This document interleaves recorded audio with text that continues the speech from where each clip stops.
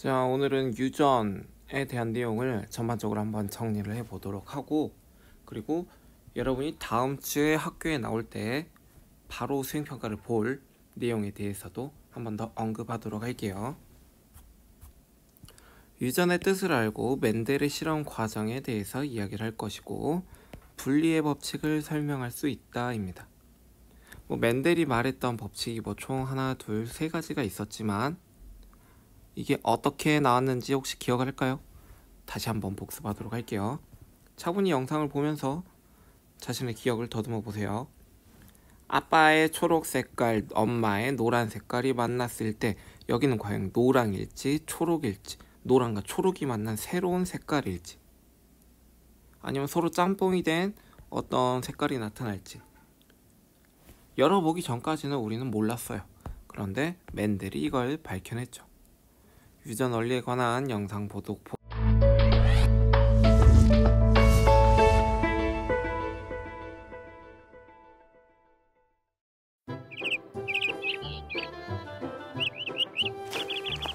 가난한 농가에서 태어난 멘델은 공부를 하기 위해 수도원의 수도사가 되었다.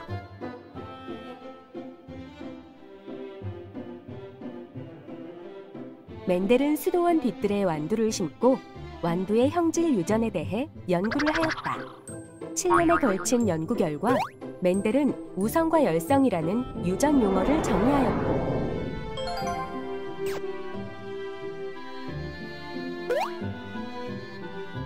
씨의 모양이나 색깔 등 한 가지 형질에 대해 순종인 완두끼리 교배하는 실험을 통해 분리의 법칙을 발견하였다.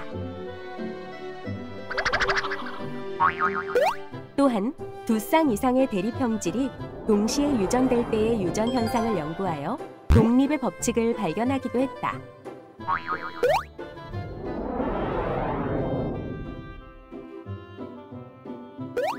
이러한 멘델의 유전 법칙 발견은 멘델이 생존한 당시에는 주목받지 못했으나 현재 유전 연구에 기초를 제공하고 있다. 보고 오도록 할게요. 자, 형질과 유전에 대한 용어부터 정리를 할게요. 생물이 지니고 있는 여러 가지 특성을 우리는 형질이라고 합니다. 쌍꺼풀, 귀의 모양, 코가 높은지 낮은지, 키가 큰지, 색깔이 어떤지, 모양이 둥그스름한지, 주름 졌는지, 둥글둥글한지 등등등 여러 가지가 있겠죠. 유전, 부모의 형질이 자녀에게 전달되는 현상을 유전이라고 합니다.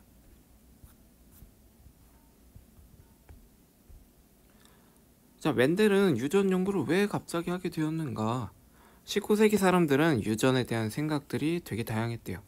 부모의 형질이 물감처럼 섞여서 자손에게 전달되는 것, 이를 우리는 혼합설이라고 이야기를 했어요.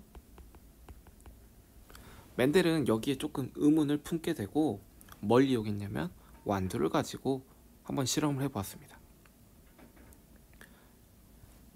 제일 중요한 포인트죠. 몇 번씩 강조했습니다. 기르기 쉬워요. 왜? 사람은 기르기 어려우니까. 한 세대가 짧대요. 사람은 100세 시대니까. 자손의 수가 많대요. 우리 가족은 저희 동생 2명밖에 없네요. 대리병질이 뚜렷하다. 되게 다양한 요인을 많이 봤죠. 외부적인 요인, 잘 먹고 잘 자라는 키가 더 많이 큰 것처럼. 자, 완두의 특정 형질에 대해 순종을 얻는 방법에 대한 내용을 꼭 알아둬야 됩니다. 어떻게 실험을 시작했는지, 실험 준비물을 먼저 만드는 과정이죠. 노란색 완두씨를 심었대요. 그리고 나서 한 그루 안에 자가 수분을 일어나게 하였고요. 그럼 해봤더니 초록색 완두 콩도 나왔겠죠. 근데 이 중에 노란색만 골라냅니다. 그리고 또 계속 실험을 반복하죠. 이쪽으로 왔다가 이쪽으로 왔다가, 이쪽 왔다가 이쪽 왔다가. 그래서 결국에 노란 색깔의 순종 완두 씨를 얻었다고 우린 합니다. 초록색도 마찬가지로 얻어야 되고요.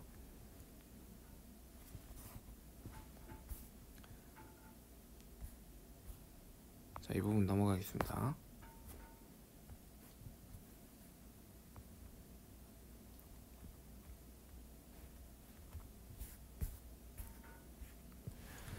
자, 완두교배 실험을 알아보기.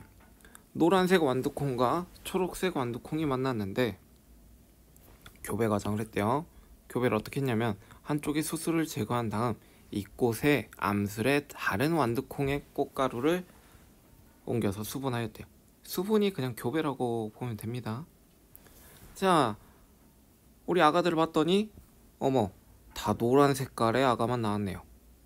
이러면 여기 있는 이쪽에 유전자는 그럼 어디 간 건가? 라고 하는 거죠.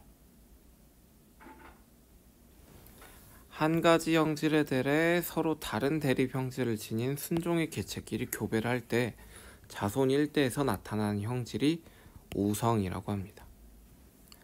한 가지 형질에 대해서 자손 일대에 나타나지 않는 걸 우린 열성이라고 하고, 이때 노란색만 나왔기 때문에 우성, 열성이라는 점 기억나죠 우리?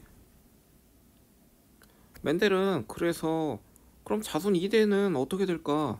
과연 이 초록 색깔은 사라진 걸까?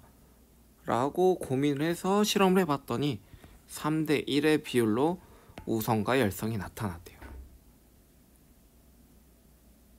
그래서 멘델은 두 가지 가설을 세우는데, 첫째, 생물에는 한 가지 형질을 결정하는 한 쌍의 유전인자가 있고 유전인자는 부모에서 자손으로 전달이 된대요.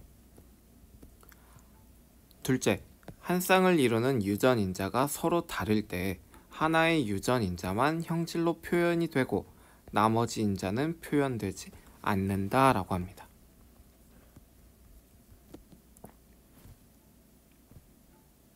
셋째, 한 쌍을 이루는 유전인자는 생식세포가 만들어질 때 각 생식세포로 나뉘어 들어가고 수정될 때 다시 쌍을 이룬다고 합니다. 그래서 나타난 건 이 유전자를 우리는 멘델이 유전인자라고 생각한 것이고요.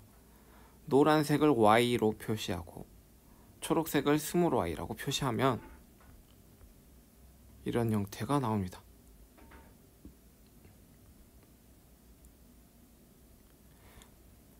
꼭 이 부분을 그림을 그려보세요. 그래야 헷갈리지 않습니다.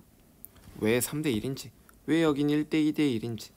유전자형의 B는 정말로 유전자를 써주면 되고요. 표현형의 B는 색깔이든 모양을 각각 표현을 하면 되겠죠. 분리의 법칙, 쌍을 이루고 있던 대립 유전자가 감수 분열이 일어날 때 분리되어 서로 다른 생식세포로 들어가는 걸 말합니다. 여기 말하는 건 혼합설을 부정하는 거죠. 넘어가겠습니다. 동전 던지기도 넘어갈게요. 유전에 대한 정의, 부모의 형질이 자녀에게 전달되는 현상. 자, 두 번째 시간에서는 독립의 법칙을 한번 이용을 할 겁니다. 자, 아빠의 초록 색깔, 엄마의 둥근 모습이 지금 들어온 거죠. 이때 나타난 건 두 가지 이상의 형질이 나타나면 어떻게 되는가에 대한 내용이었죠. 기억날 거예요. 16칸 그린 거. 독립의 법칙입니다. 둥글고 색깔이 노란색인 순종완두와 주름지고 초록색인 순종완두를 교배한 결과 1대는 둥글고 노란색만 나타났다. 9대 3대 3대 1입니다.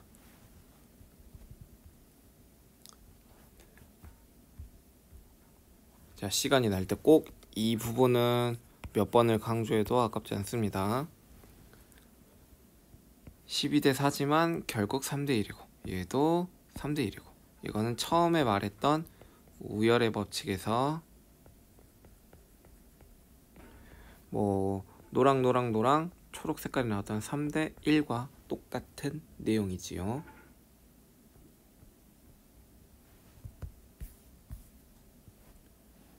각각 3대 1로 나타났다. 그런데 각 형질에 대한 대립 유전자 쌍이 서로 영향을 미치지 않았다라는 점이 정말 포인트예요. 이게 바로 독립의 법칙이었다라는 점.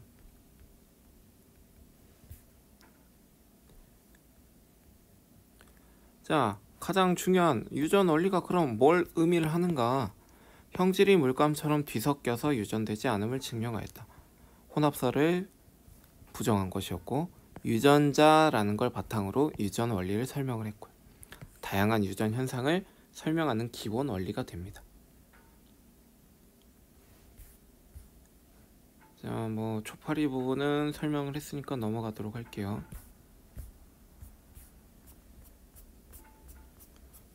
사람의 유전을 연구하는 방법 빠르게 보도록 할게요. 가계도 해석이 제일 중요한 겁니다. 여기서는 발가락이 어떤 게 더 긴 건가? 친구 발가락 한번 보도록 하세요. 누구 발가락이 더 긴지. 영상 보고 오도록 할게요.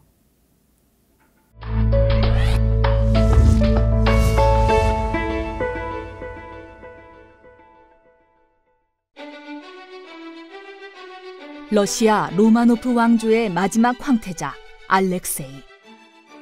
하지만 황태자는 어려서부터 병약하여 황제 부부에게 큰 걱정이었는데 특히 황후는 용하다는 의사를 찾아 헤매며 온갖 치료법을 수소문하였다. 그러던 중 떠돌이 승려 라스푸틴이 황태자의 증상을 호전시키자 황후와 황제는 그를 맹목적으로 추종하였고 결국 나라까지 망하게 하는 결과를 초래했다. 사실 알렉세이는 혈우병 환자였다. 이 혈우병은 황후로부터 받은 혈우병 유전자 때문이었는데 이 알렉세이의 어머니는 빅토리아 여왕의 외손녀였다. 혈우병 유전자는 가지고 있지만 증상이 없었던 빅토리아 여왕, 그리고 그녀의 딸과 외손녀를 통해 전해진 유전자가 결국 알렉세이까지 전달되어 증상이 나타나게 된 것이었다. 이후 빅토리아 여왕의 가계도는 혈우병이 어떻게 유전되는지 연구하는데 매우 중요하게 쓰였다. 이렇듯 가계도 조사는 사람의 유전 현상을 연구하는데 아주 중요한 자료이다. 사람의 유전 형질은 되게 다양한 게 있는데 이게 뭐 대리병제를 뚜렷하지 않는 것도 몇 개씩 있어요. 그래서 사람을 연구하기 어렵다라는 점. 뭐 이건 교과서에 있는 내용이고요. 자, 한 세대가 길고 수가 적고 교배 실험 불가능하고 환경의 영향을 많이 받는다 라는 점이지요.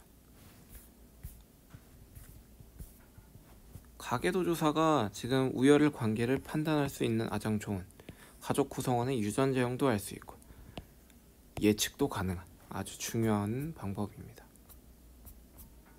뭐 귀지에 대한 내용 이거 설명했고요. 쌍둥이에 관한 연구가 또 있는데 쌍둥이는 유전자와 환경이 어떤 형질에 미치는 영향을 알아볼 수 있는 겁니다. 자, 일란성 쌍둥이 같은 경우는 유전자 구성이 거의 똑같아요. 우리가 구별 못하는 쌍둥이 친구들 있죠. 그런데 이때 특정 형질을 어떻게 비교를 하면 환경이 어떤 걸 영향을 준다라는 점을 발견을 할 수가 있다고 합니다. 염색체도 분석을 할 수도 있고 DNA 분석 및 비교를 하기도 하고요. 교과서에 나와 있는 내용이에요. 혐알기에 관한 내용은 지금 이 부분 한번 선생님 저번에 가려서 보여줬죠.